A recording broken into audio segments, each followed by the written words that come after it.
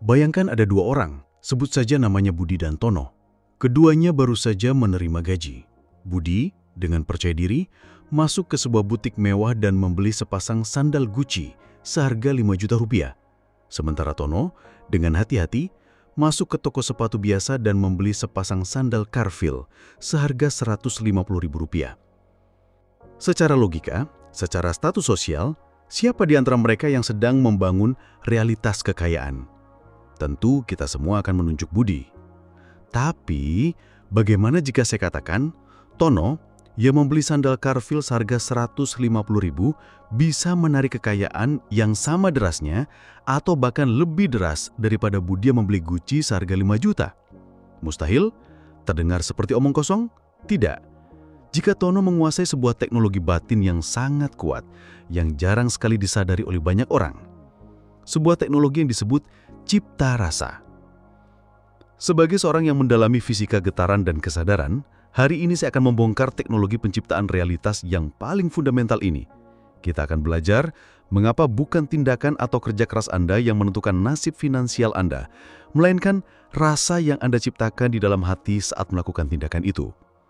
Memahami ini akan mengubah cara Anda berinteraksi dengan uang selamanya. Mengapa orang kaya cenderung makin kaya dan orang miskin cenderung makin miskin?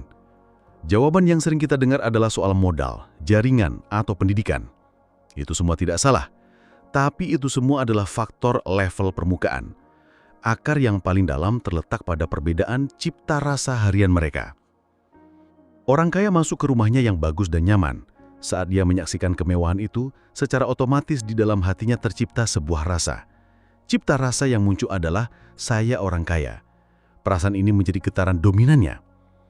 Sebaliknya, orang miskin masuk ke rumahnya yang mungkin sempit dan bobrok. Saat ia menyaksikan kondisi itu, cipta rasa yang muncul di hatinya adalah, saya orang miskin, saya serba kekurangan. Perhatikan, keduanya seringkali hanya bereaksi terhadap kondisi eksternal mereka.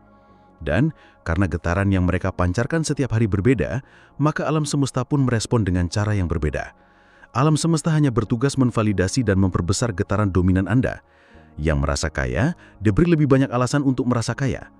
Yang merasa miskin diberi lebih banyak alasan untuk merasa miskin. Padahal jika kita bicara soal kerja keras, seringkali yang miskin bekerja jauh lebih keras dan lebih lama. Ini membuktikan bahwa kerja keras bukanlah variabel penentu utamanya. Ada sebuah hadis agung riwayat Bukhari yang menjadi kunci dari semua ini. Beramallah, segala sesuatu dimudahkan untuk apa yang dicipta baginya. Kalimat dicipta baginya ini sangat dalam. Siapa yang mencipta? Kita, Anda, saya. Dan alat cipta kita yang paling utama bukanlah tangan atau otak, melainkan hati dan perasaan kita.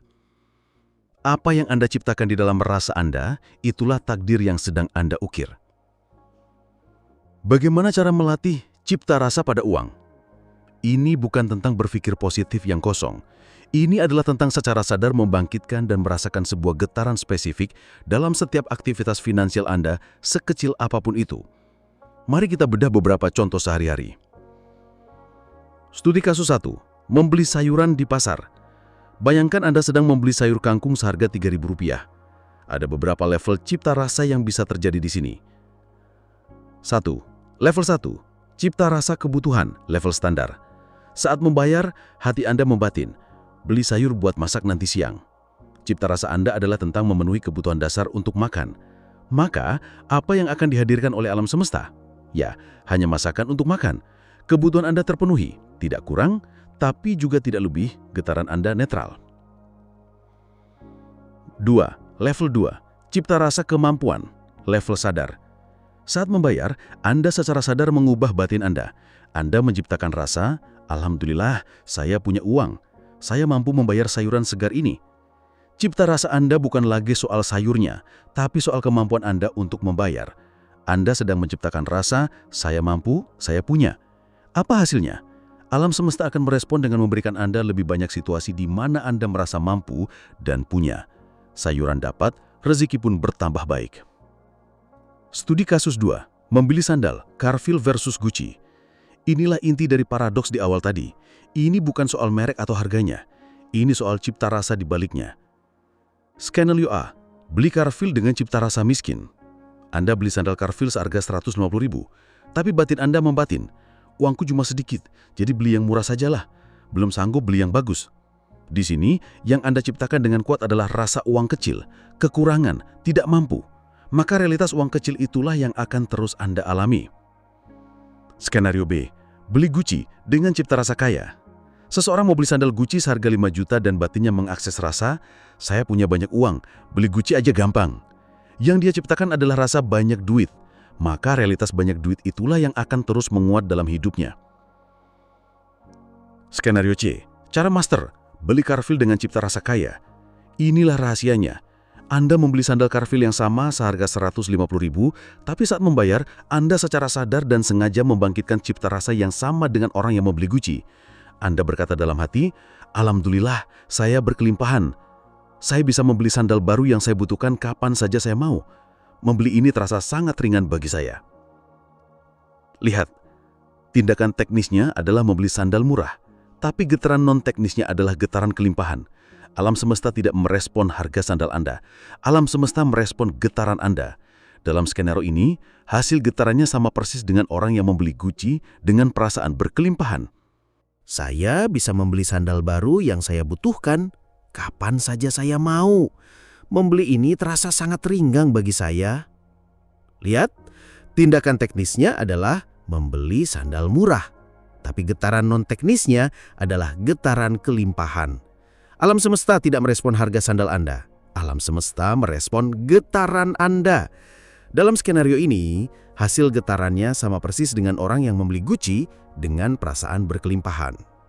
Cipta rasa dalam memberi dan bersedekah. Ini adalah area yang paling sering menjebak orang-orang baik hati. Mengapa banyak orang yang sangat dermawan, tapi kehidupan finansialnya tetap berantakan? Jawabannya lagi-lagi ada pada cipta rasa. Level 1, cipta rasa belas kasihan.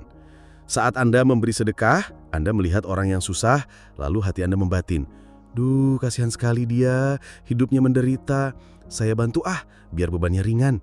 Niat Anda mulia, tapi cipta rasa yang Anda aktifkan adalah rasa kasihan, menderita, beban.